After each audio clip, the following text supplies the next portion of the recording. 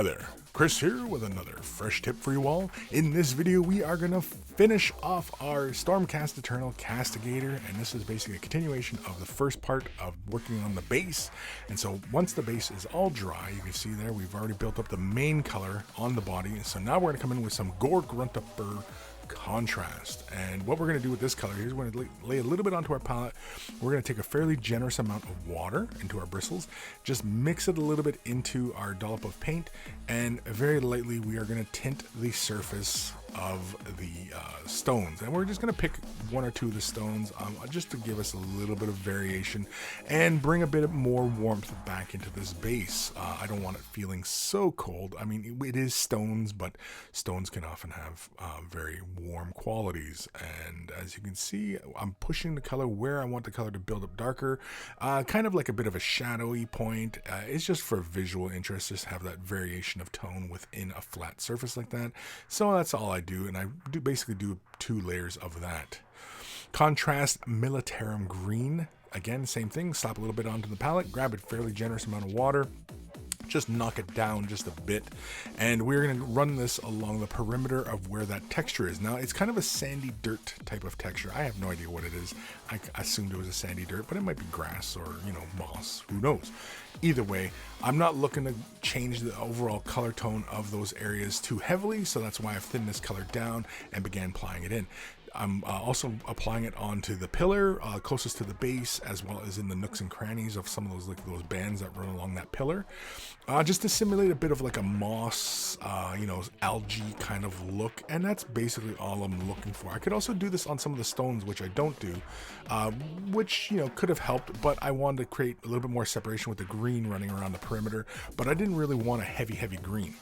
Once that's dry, I'm going to come in with some Cygor Brown, and because that vine or that branch there has a bit of highlights and such going on, I really didn't want to disturb that by introducing a whole new color, so I just simply come in with the Cygor Brown and allow it to fall within those recesses and still remain with some of those highlights remaining, and just basically leaving it as that.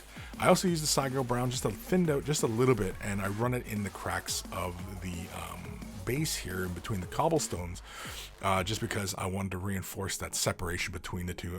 You know, we had done that previously with the Agrax Shade, and I think we did it with something else, but it was just, I wasn't happy with it, but that's fine, because again, this is just a building process. And here I'm catching that little coin purse on the corner with all the little coins. I didn't even realize that was coins sitting there at the time. I was like, oh, what is this?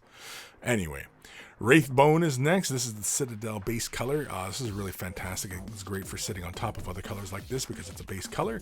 And I'm going to catch all the little leaves everywhere. And I'm going to go for a bit of a fall type theme, because I do want to have, again, some of these warmer tones in the base. And with the gray of the base, it gives us a nice little juxtaposition of color and feeling, you know, having those cooler and warmer tones, you know, kind of right next to each other. And it actually, they actually help each other, especially when, you know, you're thinking about colors and such on a miniature and going for, you know, a kind of a vibe.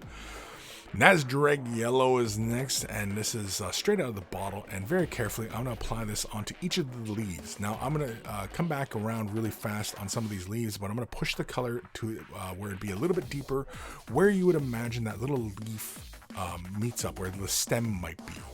I just want a little bit more color in there, and also, you know, because we finish off the brush stroke just towards the end of the leaf like that, you can see there, it gives us a nice little transition on those leaves, and it also gives us varying tone, and we've done basically very little work, which is a lot of fun, which is why I really like these colors, because again, you don't really want to have to work too hard with some of these things. Gryph-hound Orange is next, and I'm just going to take a little bit onto my palette, just to control a little bit, and I'm also going to hit some of the leaves that I want to be orange. I'm not going to hit all the leaves. I'm just going to go through and pick out a few, not too many, because I don't want to have too much orange. I actually prefer how the yellow is sitting on this base right now with all the cooler tones, and so the orange is going to just, you know, give us a little bit more variation and not feel like those leaves are all the same, and, you know, it has a bit more of a fall type theme going on.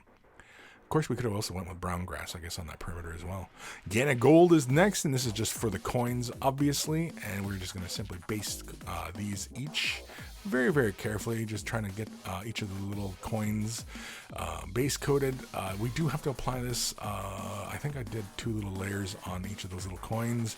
Really quickly, I'm going to come back in with the Agrax Earthshade. This is the gloss. I do want the gloss in this instance because I do want the coins to remain bright, but I also want those little shadowy points to remain as well. Next is Endre Dust. And this is basically going to be for each of the little brown cobblestones that we've done. And I'm just going to put a little bit of an edge on each of the little stones. And you can go with a slightly darker brown, but I'm not too concerned about, building up really super fine transitions on these stones. Again, this is the base. If we were painting this up for display standards, obviously we would finesse these highlights and transitions a little bit more.